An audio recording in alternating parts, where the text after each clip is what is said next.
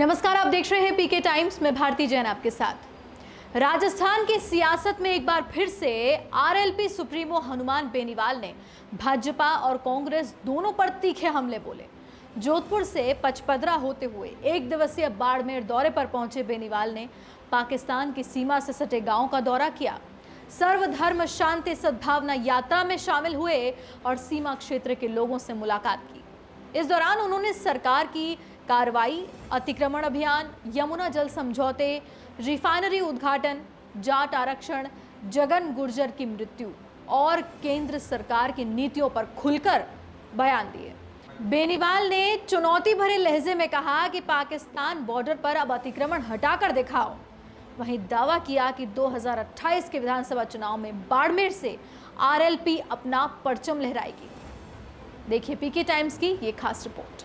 RLP supremo और नागौर सांसद हनुमान बेनीवाल गुरुवार सुबह जोधपुर से रवाना होकर पचपदरा, बायतू होते हुए बाड़मेर पहुंचे।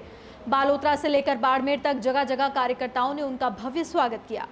बाड़मेर सर्किट हाउस में कार्यकर्ताओं और पदाधिकारियों से मुलाकात के बाद उन्होंने मीडिया को संबोधित किया, जिसके बाद देरासर स्टेशन, रामसर, सियाई रामसर, गागरिया, सेहलाऊ दरगाह, बींजराड़, इटादा, धनाऊ, कुंदनपुरा सहित कई गांवों के दौरे उन्होंने किए और शाम को सेडवा में सर्वधर्म शांति प्रार्थना सभा को संबोधित किया।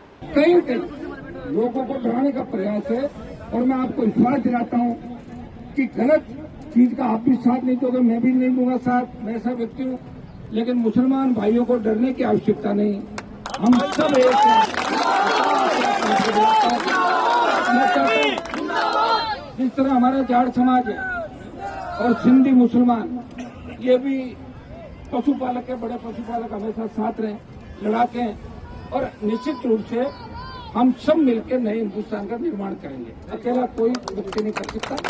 और मैंने जब आपकी पीड़ा देखी, मैंने प्रेस के माध्यम से पहले ही कह दिया था और आज मैंने कहा शिव विधानसभा, टोटल विधानसभा, बाड़मेर, बालोतरा, बायतू, जहाँ लोग तकलीफ के अंदर, मैं आपकी तकलीफ सुनने के लिए आया हूँ। और मैं आपको विश्वास दिलाता हूँ, मेरी एक आदत है, मैं कहने के बाद बदलता नहीं, चाहे जान चली जाए, ये मेरी आदत है। सीमा क्षेत्र के हालातों को देखकर बेनीवाल ने कहा कि पाकिस्तान बॉर्डर से लगे गांव के लोग डरे और सहमे हुए हैं। सरकार को उनके बीच जाकर भरोसा देना चाहिए। उन्होंने चेतावनी भरे लहजे में कहा कि अगर सरकार में दम है तो पाकिस्तान सीमा के गांव में जाकर अतिक्रमण हटाकर दिखाए। उन्होंने आरोप लगाया कि सरकार एक वर्ग पर कार्रवाई कर रही है जबकि दूसरे को छोड़ रही है, जिससे सत्ता का दुरुपयोग हो रहा है। उन्होंने कहा कि वो मुस्लिम समाज सहित सभी प्रभावित लोगों से मिलकर उनकी समस्याएं सुनने आए हैं। थार में जो आपसी भाईचारा उसको बिगाड़ने की कोशिश की है बीजेपी ने। जो यहाँ की मंदिर और मस्जिद धार्मिक स्थल है, ज़्यादातर मस्जिदों को टारगेट किया गया, क्योंकि सिर्फ एक ही समुदाय को, क्योंकि अतिक्रमण बहुत है ना इस पूरे एरिया में। एकदम बिना नोटिस के वगैरह, एक दिन पहले नोटिस दिया, 18 घंटे में नोटिस थोड़ी होता, कम से कम कोर्ट का आदेश है 15 दिन पहले नोटिस देना जरूरी होता है। उन्होंने एक दिन में नोटिस दिया और दूसरे दिन बुलडोजर लेके बाड़मेर हुआ, जैसलमेर, यहाँ का भाईचारा बिगाड़ी बीजेपी कांग्रेस दोनों मिलके भाईचारा बिगाड़ी थी। ठीक है, हमारा कहने का मतलब ये है, जो किसी को आप नोटिस दे रहे हो, कम से कम 15 दिन, 20 दिन या महीना नोटिस दो, उसके बाद में आप कार्रवाई करो।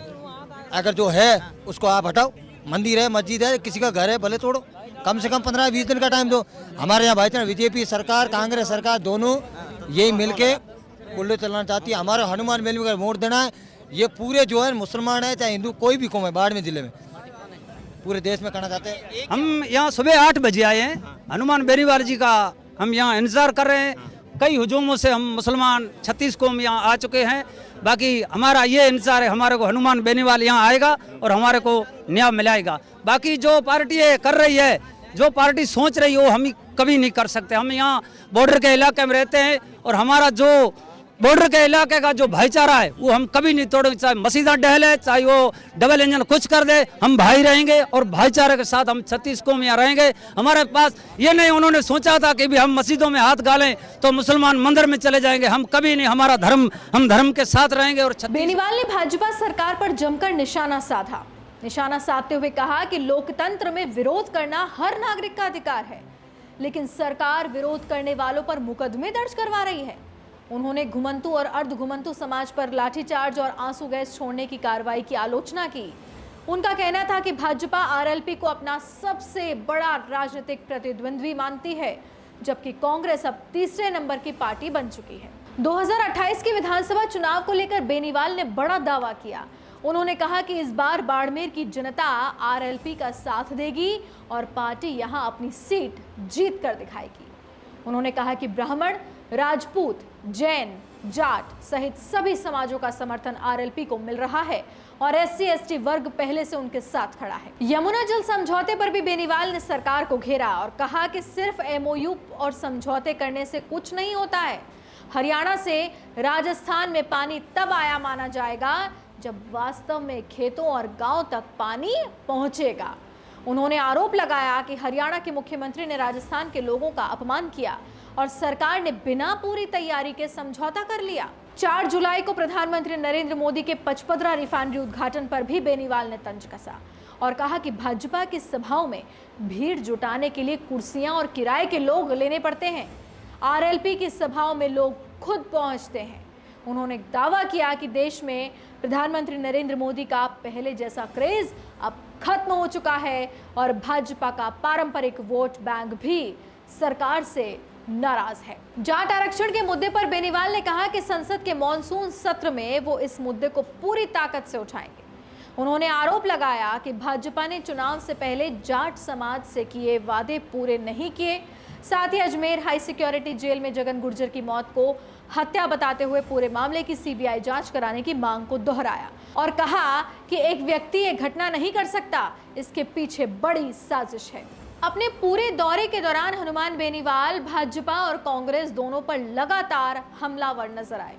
सीमा सुरक्षा को लेकर अतिक्रमण, कानून व्यवस्था, यमुना जल समझौता, रिफाइनरी, जाट आरक्षण और आगामी चुनाव तक लगभग हर बड़े मुद्दे पर उन्होंने सरकार को घेरा।